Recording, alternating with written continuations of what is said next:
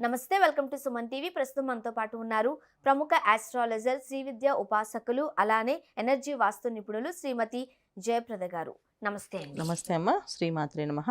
Ma'am, సాధారణంగా మనము రాసుల గురించి, వాళ్లకు ఈ నెలలో ఏ విధంగా ఉండబోతుంది, వాళ్ళ జాతక ప్రభావం ఏ విధంగా ఉండబోతుంది, ఇలా మాట్లాడుకుంటూ ఉంటాం. అవును. కానీ మీరు చాలా సందర్భాల్లో చెబుతూ ఉన్నారు, ఒక రాశి వారి లక్షణాలు అలానే ఉంటాయి. అవును. సౌత్ ఇండియాలోనే అతి తక్కువ ధరలకి రత్నాలను అందించే ఏకైక సంస్థ 6JVR. రైట్. దీనికి జాతకానికి మాక్సిమం సంబంధం ఉండదు, వాళ్ళ లక్షణాలు ఆ రాశికి తగ్గట్టుగా ఉంటాయని. సో వాటి గురించి మనం డిస్కస్ చేద్దామా?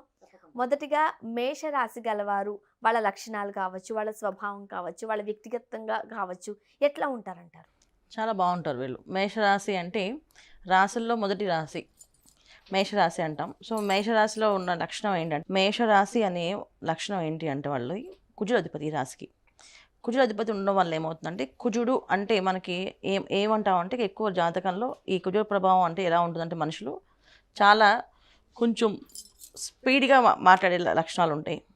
అంటే తొందరపాటుగా మాట్లాడడమా, ఫాస్ట్గా మాట్లాడడమా? కాదు, ఫాస్ట్గా మాట్లాడతారు.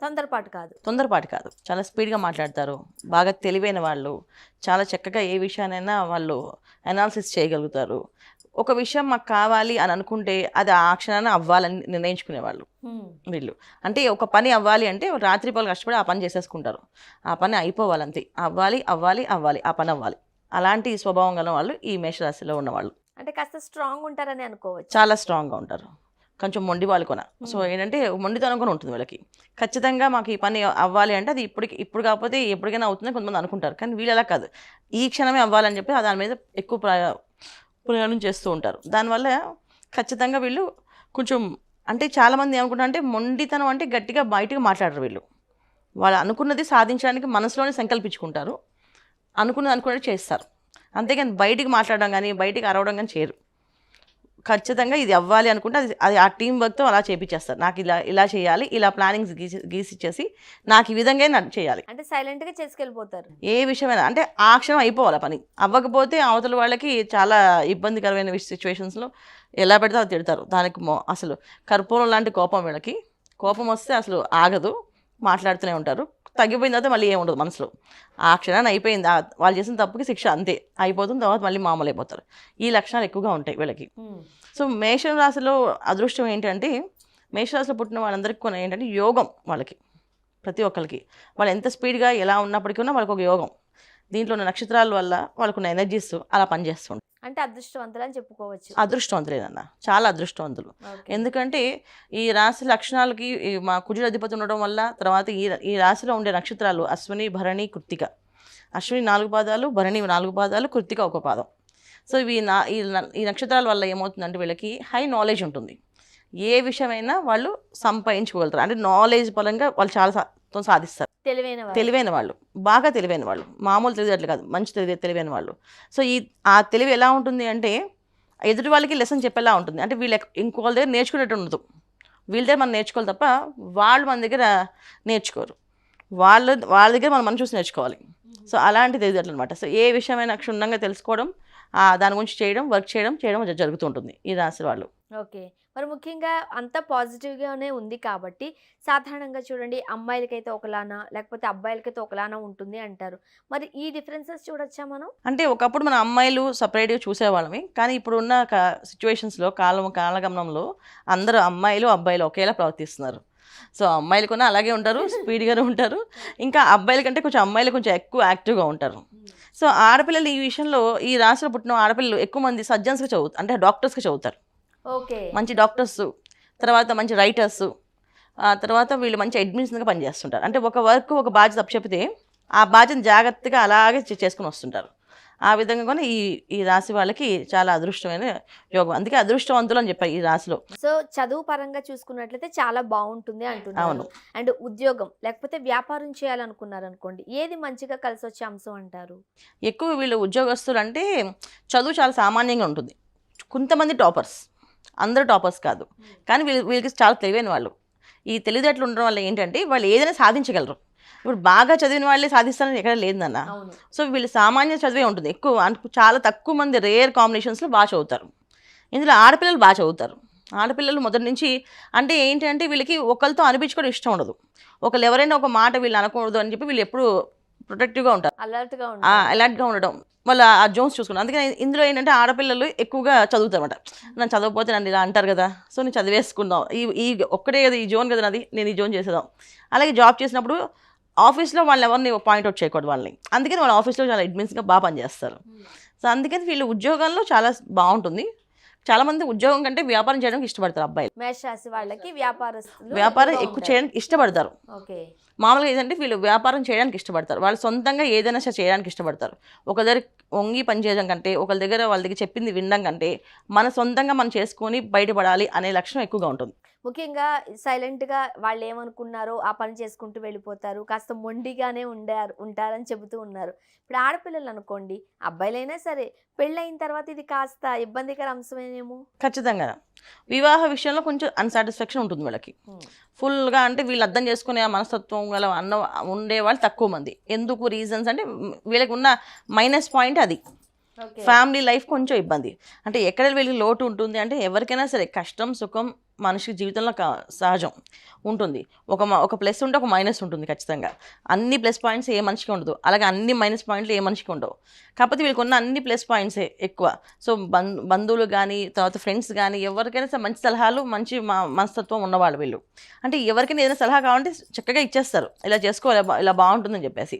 కానీ వీళ్ళు ఎవరి దగ్గర సలహాలు తీసుకోవడానికి ఇష్టపడరు, వీళ్ళు ఇవ్వడానికి ఇష్టపడతారు కానీ వాళ్ళు తీసుకోవడానికి ఇష్టపడరు.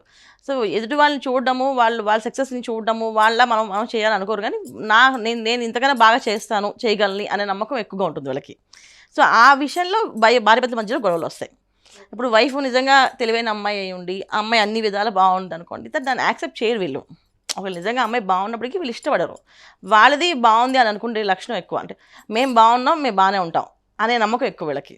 సో దానివల్ల కొంచెం డిస్టర్బెన్సెస్ ఉంటాయి. తర్వాత ఇంట్లో ప్రతి విషయాన్ని వాళ్ళు చెప్పినట్టే నన్ను నడవాలి, అక్కడ వీళ్ళకి డిస్టర్బెన్స్ ఉంటుంది. సో ఇబ్బందికర సిచ్యువేషన్స్ ఉంటాయి. ఇంట్లో పేరెంట్స్ కూడా వీడు కొంచెం మొండివాడు చండశాసనుడు అనే పేర్లు కూడా పెడతారు తల్లిదండ్రులు కూడా కొంతమంది. సో ఏంటంటే వాడు వినడమ్మా, వాడంతే, వాడు ఇలానే ఉంటాడు, వాడు చెప్పిన మాట వినాలంటే కొంచెం కష్టమే అని చెప్పుకొని అనుకుంటారు.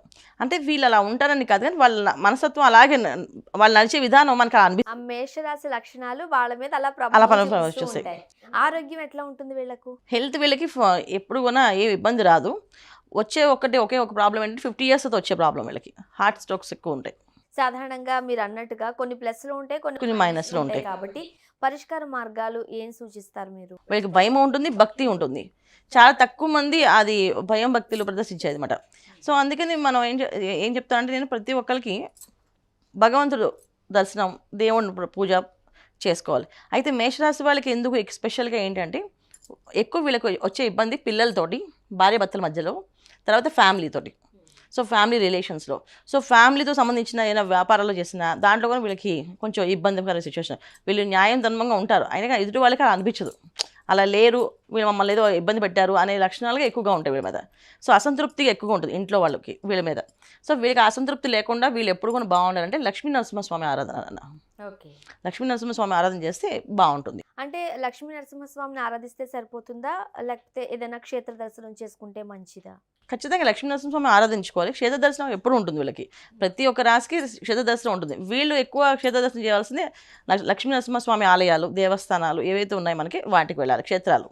సో అహోబిలము, మన యాదగిరిగుట్ట, తర్వాత లక్ష్మీ నరసింహస్వామి పానకాల స్వామి చెప్పేసి ఆ గుడికి ఎక్కువ వెళ్ళడం వీళ్ళకి మంచిది. ఓకే.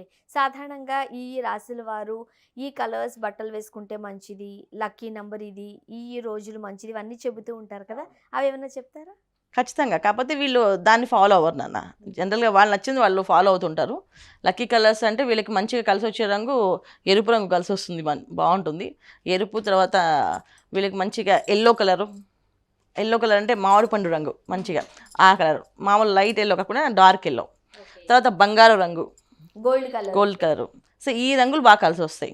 సో ఇవి వేసుకొని వెళ్ళడం మంచిది వీళ్ళకి. ఆ రోజు వాళ్ళకి అన్ని పనులు జరుగుతాయి, అన్ని రోజులు మంచివే వీళ్ళకి. ఎందుకంటే మేషరాశి కదా, మేషరాశిలో ఉన్నది కుజుడు అధిపతి దీనికి.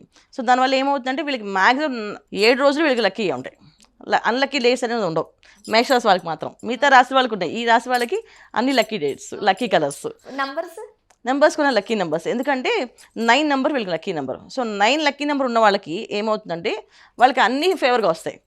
ఒకసారి 9 లక్కీ అయితే అన్ని లైన్స్లో బాగుంటాయి వీళ్ళకి, ప్రతి విషయం, ప్రతి నెంబర్స్ కూడా వీళ్ళకి లక్కీగా ఉంటాయి.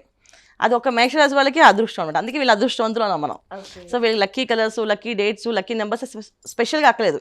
వాళ్ళు ఏం చేసినా బాగుంటుంది వాళ్ళకి, అంటే వాళ్ళకి కలిసి వచ్చేయడం. ఎందుకంటే ఈ రాశి ఉన్న నక్షత్రాలు అశ్విని, భరణి, కృత్తిక. అశ్విని అధిపతి కేతువు, భరణికి అధిపతి శుక్రుడు, కృత్తిక అధిపతి రవి. సో ఇప్పుడు ఏమవుతుందంటే రవి ఈ రాశిలో ఉచ్చి పొందుతాడు. సో డెఫినెట్గా ఈ రాశిలో రవి కనుక వీళ్ళకి ఉండుంటే చాలామంది గవర్నమెంట్ జాబ్స్, మంచి సివిల్స్లో వాళ్ళు ఫస్ట్ అటెంప్ట్లో వాళ్ళు రావడం జరుగుతుంటుంది. ఓకే అండి. సో అందుకని డెఫినెట్గా వీళ్ళకి అన్ని కలిసి వస్తాయి. జయప్రద గారు, మేషరాశి వారి లక్షణాలు ఏంటి, పరిష్కార మార్గాలు, అలానే వాళ్ళు ఏ ఏ కలర్స్లో డ్రెస్ వేసుకుంటే మంచిది, సో ఇవన్నీ తెలియచేశారండి. ధన్యవాదాలు. నమస్తే అమ్మ. శ్రీమాత్రే నమః.